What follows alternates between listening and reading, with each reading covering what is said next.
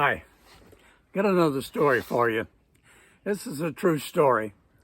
Many years ago, I was in college. I was going to LSU, main campus in Baton Rouge. A friend of mine and I went to the student union just to relax and drink a Coke. And he told me about this man in Florida that he had got injured on the job, and but he didn't go to the doctor, didn't get it taken care of, and it got very badly infected. In fact, he had gotten gangrene on that leg before he finally went to the doctor, and they rushed him to the hospital, and they prepped his leg, and they told him we're going to have to remove that leg. There's nothing we can do to save it. So they prepped the leg and they took him into surgery, and in surgery they removed the leg, but they didn't find out until they had removed the leg that the wrong leg had been prepped.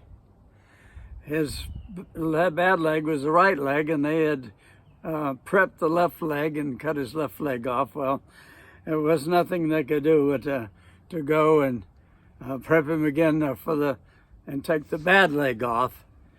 And there was, and he lost both legs. And my friend asked me, he says, what would you do if that happened to you? I said, well, I would sue the hospital and doctors for everything I could get out of them. And he looked at me, he says, Phil, he says, no, you wouldn't. He said, you wouldn't have a leg to stand on. Oh, he just got the biggest kick out of that. And I could feel it today. I could still feel how my face just turned red with embarrassment that he had tricked me into that. And I just swallowed it hook, line, and sinker. And that was the day Carnal Phil showed up. We are born into as carnal men, and we have to learn how to be spiritual men. And that day I was carnal. I looked up the definition of carnal, and the nicest meaning of the word carnal is worldly.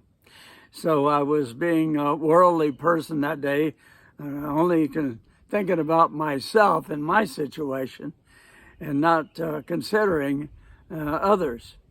And it would have been interesting to see the look on my friend's face if I had said something more spiritual. If I'd have been in the spirit and said, well, you know, Robert, I would feel awful for those people. I would want them to know that I didn't blame them. I mean, mistakes, we all make mistakes. And I know how bad they must feel having made this terrible mistake. And I would want them to not worry about me, that God would take care of me. It would have been nice to see what Robert's face would have looked like if I'd replied with that answer. But of course I did not. You know, forgiveness is very difficult for us to do, and being a Christian is sometimes difficult for that reason. But we want to remember what Jesus said on the cross. As they were nailing him to the cross, and this wasn't an accident, they were doing this on purpose, but Jesus told God, he says, Father, forgive them, for they don't know what they're doing.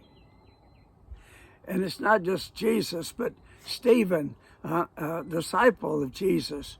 And when he tried to tell the Jews about Jesus, that he was the Messiah, he was the Son of God, and they drug him out of the building and they stoned him. They just killed him by just hitting him with rocks. And the last words that Stephen said was, Lord, don't hold this sin against them.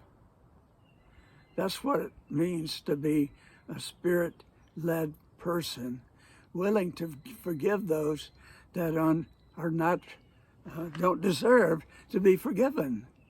Because we have to remember that we don't deserve to be forgiven either, but we are forgiven by the grace of God we are forgiven. And that by faith. And that faith didn't come of our own accord. It was a gift that God has given us, the ability to accept salvation and recognize what Jesus has done for us.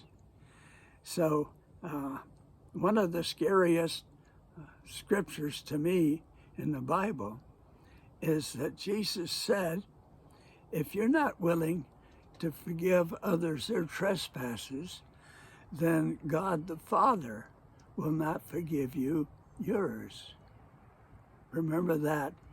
When you're hating someone or feel like you hate someone, or you're not willing to forgive them for some terrible thing that they did, and you say, well, they don't deserve to be forgiven, remember that we don't deserve to be forgiven either. So work on that. How would you answer that question if that situation had happened to you? Would you be willing to forgive, or would you want to get even? Have a blessed day.